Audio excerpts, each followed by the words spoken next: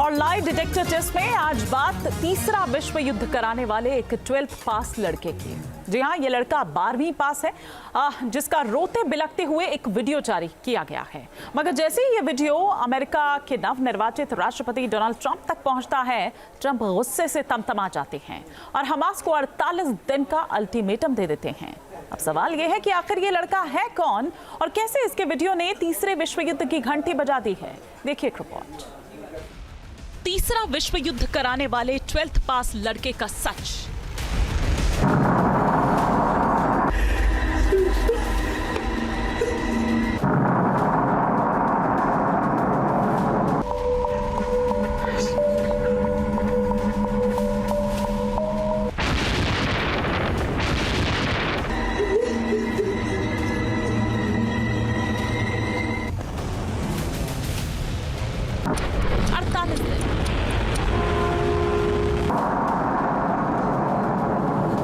सिर्फ 48 दिन बचे हैं।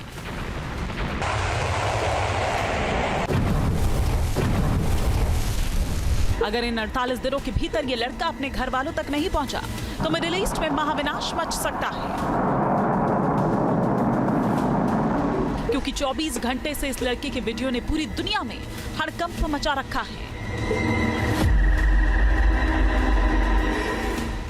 अमेरिका के नवनिर्वाचित राष्ट्रपति डोनाल्ड ट्रंप ने जब से इस लड़के का वीडियो देखा है, उनका गुस्सा 7वें आसमान पर पहुंच चुका है। अब सवाल यह है कि आखिर ये लड़का कौन है, इस वीडियो से ट्रंप का क्या कनेक्शन है और इस लड़के को विश्व युद्ध छिड़ने की वजह बताया जा रहा है। आखिर क्यों?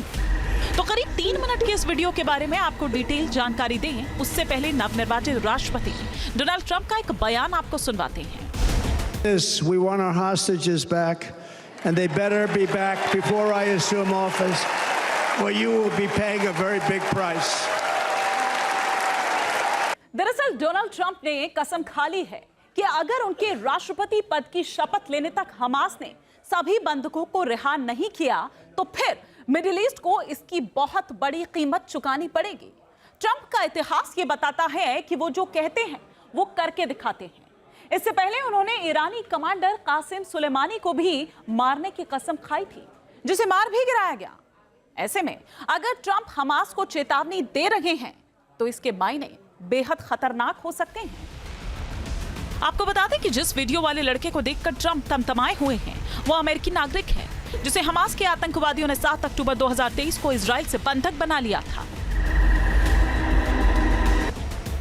आतंकियों ने करीब 250 लोगों को बंधक बनाया था, जिसमें से 100 लोग अब भी हमास के कब्जे में हैं। उन्हीं में से एक है एडन अलेक्जेंडर, जो रो रो कर हमास से कब्जे से खुद को छुड़ाने की गुहार लगा रहा है।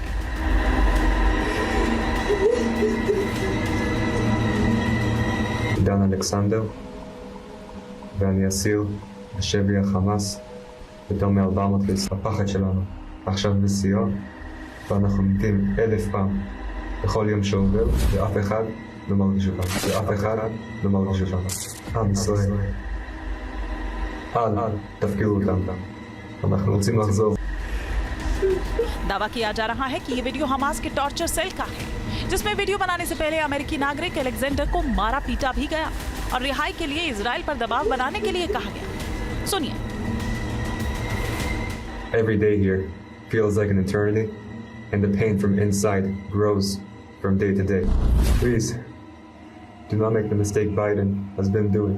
I don't want to end up dead like my fellow USA citizen.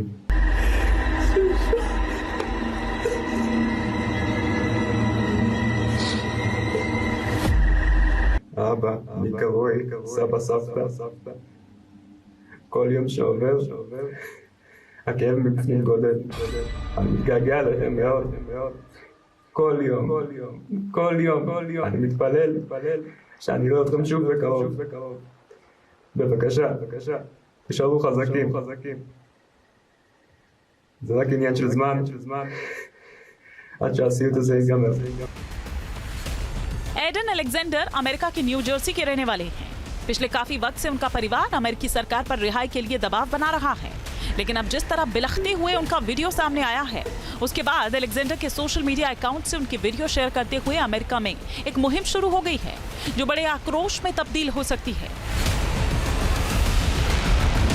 यही वजह है कि ट्रंप ने हालात को भांपते हुए हमास को अल्टीमेटम दे दिया है। 20 जनवरी 2025 को ट्रंप राष्ट्रपति पद की शपथ लेंगे। इस लिहाज से हमास के पास 50 से भी कम दिन का वक्त बचा है। अगर इस मोहलत में हमास ने बंधकों को रिहा नहीं किया तो ट्रंप मिडिल ईस्ट में महाविनाश मचा सकते हैं, जिसकी तैयारी अमेरिका ने शुरू भी कर दी है।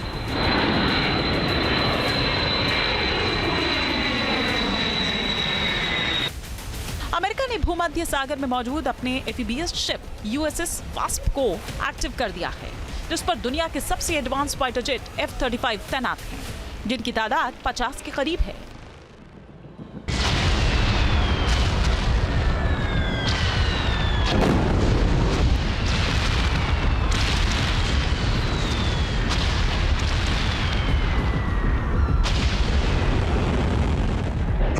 दावा ये किया जा रहा है कि अगर अमेरिका ने हमास के ठिकानों पर हमला किया तो उसके F-35 फाइटर जेट्स कहर ढा देंगे, क्योंकि ये दुनिया के सबसे खतरनाक फाइटर जेट्स माने जाते हैं।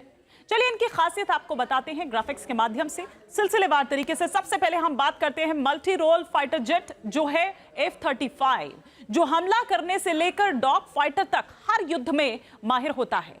ये पूरी तरह से स्टील कोटिंग से लैस होता है, इसलिए किसी भी रडार के लिए इसे पकड़ पाना करीब करीब नामुमकिन होता है। इसके अलावा ये दुश्मन की रडार को जाम कर देने की भी क्षमता रखता है। ये दावा किया जाता है कि F-35 1930 किलोमीटर प्रति घंटे की रफ्तार से हमला करता है और इसकी कॉम्बैट रेंज जो है वो 1239 के करीब है। अमेरिका के इस विमान को न केवल हमला करने में महारत हासिल है, बल्कि ये जासूसी भी कर सकता है। अमेरिका के सबसे एडवांस विमान में हथियारों के लिए 10 हार्ड पॉइंट्स लगे होते हैं, जिसमें कई तरह के मिसाइलें लगाई जा सकती है। इसके साथ ही इसमें 4 तरह के बम भी फिट किए जा सकते हैं।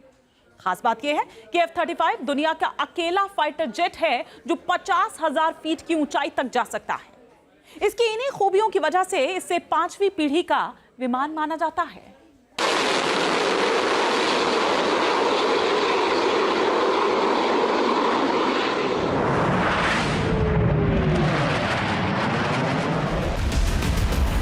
इसके अलावा अमेरिका ने भूमध्य सागर में अपने 8 डिस्ट्रॉयर भी उतार दिए हैं।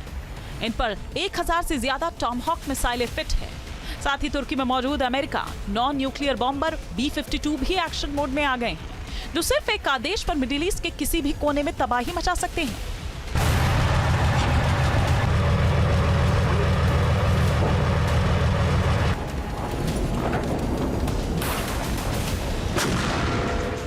दावा किया जा रहा है कि अगर बंदूकों को छुड़ाने के लिए अमेरिका को B-52 बॉम्बर का इस्तेमाल करना पड़ता है तो फिर हमास को पूरे मिडिल ईस्ट में कहीं भी छिपने की जगह नहीं बचेगी। फिर ना हिजबुल्लाह हमास को बचा पाएगा, ना ही ईरान उसके काम आएगा, क्योंकि B-52 बॉम्बर बहुत बड़े पैमाने पर तबाही मचाता है। यह अकेला अपने दम पर शहर के शहर शमशान बना देता है। दावा किया जाता है कि ये एक बार जब हथियार लेकर अपने टारगेट की तरफ निकलता है तो फिर बचने के तमाम रास्ते बंद कर देता है।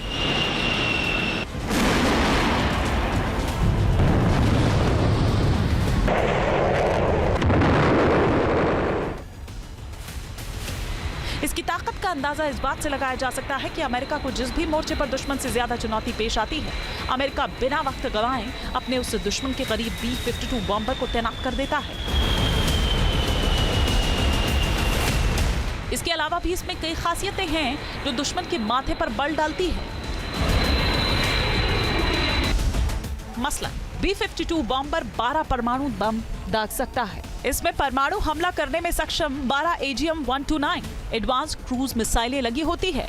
इसके अलावा इसे AGM-84 हार्पून मिसाइल से भी लैस किया जा सकता है। साथ ही इसमें AGM-142 रैप्टर मिसाइल को भी फिट किया जा सकता है। युद्ध के दौरान ये दुश्मन की रडार तक जाम कर सकता है। B-52 के अपग्रेडेशन के बाद इसमें digital data link, moving map display और नेक्स्ट जनरेशन एवोनिक्स जैसे सिस्टम फिट किए गए, जिससे इसकी ताकत में ज्यादा इजाफा हो गया है।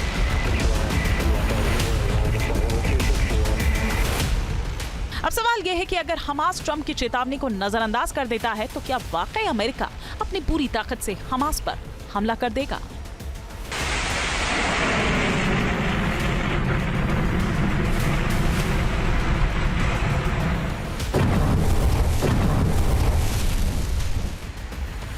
यकीनन जो भी ट्रंप की फितरत को जानता है वो यही मानता है कि ट्रंप दोस्तों के दोस्त हैं और दुश्मनों के दुश्मन। ट्रंप को अपनी नाफरमानी बिल्कुल बर्दाश्त नहीं।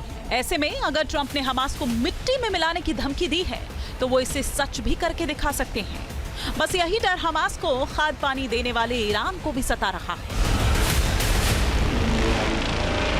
ईरान के द्वारा जो सपोर्टेड बैक्ड जो आतंकी संगठन है, उन्होंने जिस तरीके से इजराइल के ऊपर पिछले वर्ष हमला किया और जाहिर है कि अनेक ऐसी स्थितियों की वजह से ईरान के ऊपर राष्ट्रपति डोनाल्ड ट्रंप का जो दूसरा कार्यकाल होगा वो कहीं ज़्यादा सख्त हो सकता है, कहीं ज़्यादा वो बड़ी कार्रवाइयाँ कर सकते हैं। तो ऐसे में ईरान भी वो ब्रेसिंग की प्रक्रिया में है। ईरान भी अपने आप को तैयार कर रहा है कि वो कैसे डोनाल्ड ट्रंप के दूसरे कार्यकाल से वो डील करेगा और ईरान के लिए जाहिर है कि आने वाले समय में अमेरिका बड़ी चुनौतियां पेश करेगा। टाइम्स ऑफ इजराइल ने खबर दी है कि हमले की आशंका को देखते हुए ईरान ने रूस के Su-35 फाइटर जेट की डिलीवरी जल्द करने को कहा है।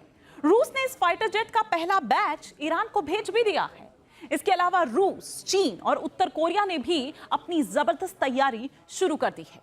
खास बात यह है कि इन चारों देशों के टारगेट पर अमेरिका ही है। अमेरिका के खिलाफ इनके गठजोड़ की अगर बात करें तो ईरान ने युद्ध के लिए रूस से Su-35 फाइटर जेट्स मंगवा लिए हैं। रूस ने अपने रक्षा बजट में करीब 4% इजाफा किया है, जिससे रूस मिसाइलों का प्रोडक्शन दोगुना करेगा।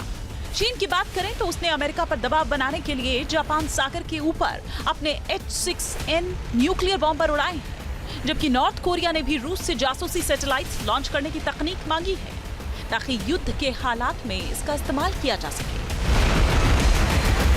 ऐसी रिपोर्ट्स हैं कि यूनाइटेड स्टेट्स ऑफ अमेरिका के नए राष्ट्रपति डोनाल्ड ट्रंप, जो कि 20 जनवरी 2025 से राष्ट्रपति पद संभालने जा रहे हैं, उसके पहले ही चाइना, ईरान और नॉर्थ कोरिया जैसे राष्ट्र दबाव में दिखाई दे रहे हैं और वो आने वाले ट्रंप प्रशासन से डील करने के लिए अपने आप को तैयार कर रहे हैं। जब फिर से डोनाल्ड ट्रंप अमेरिका की सत्ता संभालने जा रहे हैं, ऐसे में उन्होंने अनेक ऐसी घोषणाएं की हैं कि जिसमें कि वो चाइना के विरुद्ध बड़े टैरिफ्स इम्पोज करने की बातें कर रहे हैं और जाहिर है कि चाइना इससे भारी दबाव में है। कुल मिलाकर शपथ ग्रहण से पहले ही डोनाल्ड ट्रंप के सामने कई चुनौतियां खड़ी हो गई हैं, लेकिन रूस और उत्तर कोरिया को लेकर ट्रंप बहुत ज्यादा आक्रामक नहीं है।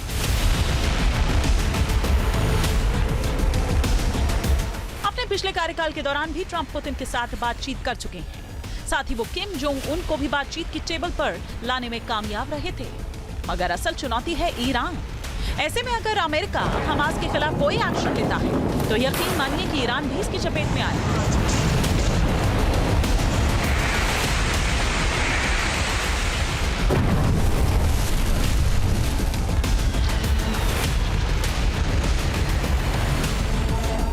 क्योंकि ये बात तो ट्रंप भी जानते हैं कि हमास सिर्फ कठपुतली भर है, जिसकी डोर ईरान नाम के बाजीगर के हाथ में है। Team news nation. News nation अब व्हाट्सएप पर खबरों की ताजा अपडेट के लिए न्यूज़ नेशन के इस QR कोड को स्कैन करें।